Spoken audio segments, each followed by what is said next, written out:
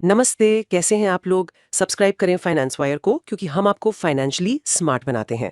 आज हम एक बहुत ही दिलचस्प विषय पर गहराई से बात करने वाले हैं। भारत के सबसे बड़े प्राइवेट बैंक एचडीएफसी बैंक ने हाल ही में कुछ ऐसा किया है जो उसने अपने इतिहास में पहले कभी नहीं किया। जी हाँ, बिल्कुल। बैंक ने अपने शेयरधारकों के लिए बोनस शेयर जारी करने की घोषणा की है। ये पहली बार है जब एचडीएफसी बैंक बोनस शेयर दे रहा है, तो ये काफी बड़ी खबर है। हाँ, वाकई में। तो चलिए इसी पर विस्तार से चर्चा करते हैं। ये बोनस इशू क्या है, शेयर धारकों पर इसका क्या असर पड़ेगा और क्या इससे कमाई के नए रास्ते खोल सकते हैं। आइए समझते हैं। सबसे पहले एकदम बेसिक से शुरू करते हैं। ये बोनस इशू होता क्या है? क्या ये सच में मुफ्त शेयर है? हाँ, देखिए, सरल शब्दों में कहें तो जब कोई कंपनी अपने मौजूदा शेयरधारकों को उनके पास जो शेयर है ना, उसी के अनुपात में अतिरिक्त शेयर मुफ्त में देती है, तो उससे बोनस इशू कहते हैं।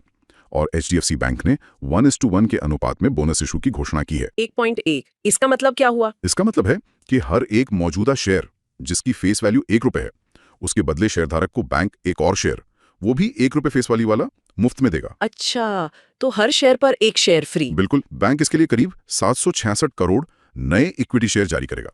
और इसका जो पैसा है वो बैंक अपने फ्री रिजर्व से इस्तेमाल करेगा। और जैसा आपने शुरू में कहा है, ये एचडीएफसी बैंक के इतिहास में पहली बार हो रहा है। मुझे याद है 2011 और 2019 में स्टॉक स्प्लिट हुआ था, पर बोनस ये तो एकदम नया है। जी हाँ, स्प्लिट अलग चीज है, बोनस बिल्कुल अलग, और ये पहली बार है इनके लिए। तो ये मुफ्त शेयर मिलेंगे किसे? मतलब कौन एलिजिबल है? क्या कोई खास तारीख है इसके लिए? हाँ, बिल्कुल। इसके लिए एक रिकॉर्ड डेट तय की गई है, वो है 27 अगस्त 2025।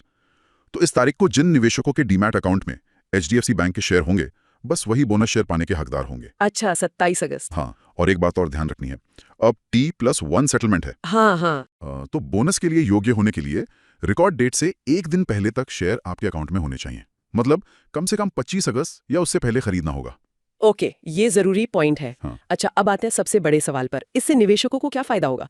शेयर तो डबल हो रहे हैं, तो क्या उनकी दौलत भी दोगुनी हो जाएगी? हाँ, यहीं पर गणित थोड़ा दिलचस्प हो जाता है। मान लीजिए रिकॉर्ड डेट पर किसी के पास एचडीएफसी बैंक के 100 शेयर हैं और शेयर का भाव है मान लीजिए ₹2000।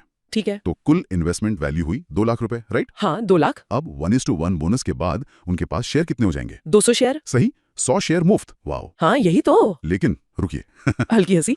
बोनस इशू के बाद शेयर की कीमत भी उसी अनुपात में कम हो जाती है। तो जो शेयर ₹2000 का था, वो बोनस एडजस्टमेंट के बाद थ्योरेटिकली ₹1000 का रह जाएगा। ओहो, तो मतलब अब आपके पास 200 शेयर हैं, लेकिन हर शेयर ₹1000 का है, तो टोटल वैल्यू 2 लाख। अरे, ये तो वही रही। बिल्कुल। तो कागज पर शेयरों की संख्या बढ़ गई, लेकिन निवेश की कुल कीमत उतनी ही रही। ये तो थोड़ा एंटी क्लाइमैक्स जैसा है। सैद्धांतिक रूप से हाँ, बोनस इशू का तत्काल असर वेल्थ क्रिएशन नहीं है। इसके मुख्य प्रभाव कुछ और होते हैं, जैसे बाजार में कंपनी के शेयरों की संख्या बढ़ जाती है, मतलब आउटस्टैंडिंग शेयर्स। ठीक है। शेयर की कीमत अनुपात में कम हो जाती है।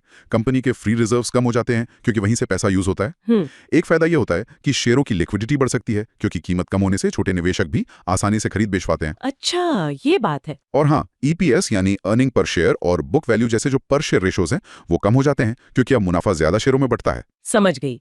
तो तुरंत वैल्यू भले ही ना बढ़े, पर एचडीएफसी बैंक का स्टॉक तो वैसे ही कमाल का रहा है। मैंने पढ़ा कि इसने निवेशकों को वाकई अमीर बना दिया है। ये सच है। हाल ही में शेयर ₹2000 के पार गया था, जो इसके 52 हफ्ते के हाई करीब ₹2036.30 के आसपास ही है। सिर्फ 2025 में ही ये करीब 12.5% बढ़ चुका है। और लंबे समय का रिटर्न तो वो तो अविश्वसनीय है। क्या आंकड़े हैं? बिल्कुल, इसका ऑल टाइम रिटर्न लगभग 58,315% है। कितना? 58,000%? जी, सोचिए, अगर किसी ने अप्रैल 1996 में, जब शेयर का भाव करीब ₹3.43 था, तब सिर्फ ₹20,000 लगाए होते। तो आज कितना होता? अंदाजा लगाइए। आज उस ₹20,000 की कीमत लगभग 1.16 करोड़ रुपए होती। अरे बाप रे, 20,000 से 1.16 करोड़ रुपए। कमाल है।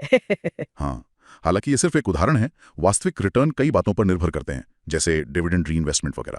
पर ये दिखाता है कि ये स्टॉक कितना पावरफुल रहा है। बिल्कुल, एक सॉलिड ब्लू चिप स्टॉक। अच्छा, अब आते हैं मुद्दे की बात पर। बोनस के बाद शेयर की कीमत आधी, मतलब लगभग 1,000 रुपए हो जाएगी। तो क्या ये सस्ता शेयर खरीदने का अच्छा मौका है? क्या बोनस से पहले निवेश करना चाहिए या बाद में? ये कंफ्यूजन रहता है ना? हाँ, ये एक आम सवाल है। देखिए, कीमत कम होने से शेयर मनोवैज्ञानिक रूप से ज्यादा आकर्षक लगता है ना? हाँ, लगता तो है कि सस्ता हो गया। इससे रिटेल निवेशकों की रुचि बढ़ सकती है और जैसा मैंने कहा, लिक्विडिटी भी बेहतर होती है। तो क्या कीमत बढ़ने की उम्मीद है, मतलब बोनस के बाद? देखिए, बोनस इशू का स्टॉक की कीमत में सीधी बढ़ोतरी से कोई सीधा संबंध नहीं है। ये कोई गारंटी नहीं है। कीमत मुख्य रूप से कंपनी के प्रदर्शन, बाजार की स्थिति और भविष्य की संभावनाओं पर ही निर्भर करती है। जैसे एक मार्केट एक्सपर्ट ने कहा भी था कि स्टॉक अभी कंसोलिडेशन मोड में है, लेकिन लॉन्ग टर्म में 2250 तक जा सकता है। अच्छा। उनकी राय ये थी कि गिरावट में खरीदारी करनी चाहिए क्योंकि 1850 के आसपास एक मजबूत बेस या सपोर्ट दिख रहा है। और बड़े ब्रोकरेज हाउसेस का क्या कहना है? हाँ, वो भी काफी बुलिश है। एक बड़ी फर्म है जेफरीज, उन्होंने एचडीएफसी बैंक को अपना टॉप पिक बनाए रखा है और उनका टारगेट प्राइस है 2400 रुपए। 2400? वो तो मौजूदा स्तर से करीब 21% ऊपर हुआ। जी हाँ। उनके इस भरोसे के क्या कारण हैं? मौजा के बाद तो कुछ चिंताएं भी थीं। हाँ, लेकिन जेफरीज का मानना है कि बैंक की ग्रोथ अब सुधर रही है, एसेट क्वालिटी स्थिर है और मर्जर के फायदे, जिन्हें सिनर्जी कहते हैं, वो अब दिखने लगे हैं। जैसे क्रॉस सेलिंग बढ़ रही है। पहले एचडीएफसी लिमिटेड के सिर्फ 30% लोन ग्राहकों का बैंक में अकाउंट था, अब 95% का है। ये बड़ा पॉजिटिव है। ये तो बड़ा अंकड़ा है। और उनका फंडिंग मिक्स भी बेहतर हो रहा है। कासा पर फोकस है और एम्प्लॉय एट्रिशन रेट, मतलब नौकरी छोड़ने की दर, वो भी 34% से गिरकर 23% हो गई है। अच्छा, ये सब तो काफी पॉजिटिव संकेत है। जी, ये सब मिलकर बैंक की प्रॉफिटेबिलिटी और आरओई को सुधार सकते हैं। तो मतलब निचोड़ ये है कि बोनस अपनी जगह है, वो एक इवेंट है, लेकिन निवेश का फैसला तो कंपनी के फंडामेंटल्स और भविष्य को देखकर ही लेना चाहिए। बिल्कुल सही। बोनस के कारण शेयर सस्ता दिखना एक पहलू है, पर असली सवाल यह है कि क्या मौजूदा मूल्यांकन पर कंपनी में निवेश करना सही है या नहीं। फैसला फंडामेंटल्स पर होना चाहिए। एकदम सही। अच्छा, बोनस के अलावा बैंक ने और भी कुछ घोषणाएं की थीं क्या? डिविडेंड वगैरह? हाँ, बोनस इश्यू के साथ ही जुलाई में बैंक ने 5 रुपए प्रति शेयर का स्पेशल अंतरिम डिविडेंड भी घोषित किया था। उसकी रिकॉर्ड डेट 25 जुलाई थी और पेमेंट 11 अगस्त को हो चुका है। ओके। साथ ही जिनके पास एचडीएफसी बैंक के एडीएस हैं, मतलब अमेरिकन डिपॉजिटरी शेयर्स, उनके लिए भी क्लैरिफिकेशन आया है। मौजूदा रेशियो यानी 1 एडीएस = 3 इक्विटी शेयर्स वो बना रहेगा और बोनस को एडजस्ट करने के लिए एडीएस की संख्या भी 1.1 में बढ़ा दी जाएगी। अच्छा, तो एडीएस होल्डर्स का भी ध्यान रखा गया है। और बैंक के हालिया तिमाही नतीजे कैसे रहे थे जिनका जिक्र हुआ था? हाँ, जून 2025 को समाप्त पहली तिमाही Q1 FY26 के नतीजे मिले जुले थे, मिक्स कह सकते हैं। स्टैंडअलोन नेट प्रॉफिट, मतलब सिर्फ बैंक का, वो साल दर साल 12% बढ़कर 18,155 करोड़ रहा, जो अच्छा था। हाँ। लेकिन कंसोलिडेटेड नेट प्रॉफिट, जिसमें सब्सिडियरीज भी शामिल हैं, वो 1.3% घटकर 16,258 करोड़ रहा। नेट इंटरेस्ट इनकम NII 5.4% बढ़कर 31,440 करोड़ रही। ठीक, तो मतलब नतीजे ठीक ठाक रहे, पर कंसोलिडेटेड लेवल पे थोड़ी कमी थी। जी।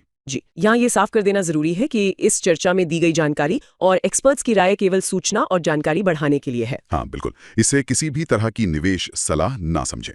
कोई भी निवेश निर्णय लेने से पहले हमेशा सर्टिफाइड फाइनेंशियल एक्सपर्ट से सलाह जरूर लें। अपनी रिसर्च करें। तो ये थी एचडीएफसी बैंक के पहले बोनस इशू पर हमारी विस्तृत चर्चा। उम्मीद है आपको सारी बातें स्पष्ट हो गई होंगी। हाँ, बोनस इशू शेयरधारकों के लिए शेयरों की संख्या बढ़ाता है और लिक्विडिटी में सुधार कर सकता है, लेकिन निवेश का फैसला हमेशा कंपनी के प्रदर्शन और भविष्य की संभावनाओं पर आधारित होना चाहिए। बिल्कुल। और अब आपके लिए आज का सवाल, बोनस इशू के बाद शेयर की कीमत कम हो जाती है, आपके अनुसार क्या ये रणनीति सही है? विकल्प ए, कम कीमत पर ज्यादा शेयर खरीदने का ये अच्छा मौका है क्योंकि शेयर सस्ता हो गया है। या विकल्प बी, शेयर की कीमत कम होने का मतलब ये नहीं कि वो सस्ता हो गया, निवेश का फैसला फंडामेंटल्स पर आधारित होना चाहिए, कीमत पर नहीं। आपको क्या लगता है? नीचे कमेंट्स में हमें बताएं, ए या बी। आज के लिए बस इतना ही। अगली बार फिर मिलेंगे एक और ज्ञानवर्धक चर्चा के साथ। तब तक सीखते रहें और स्मार्ट बनते रहें। धन्यवाद।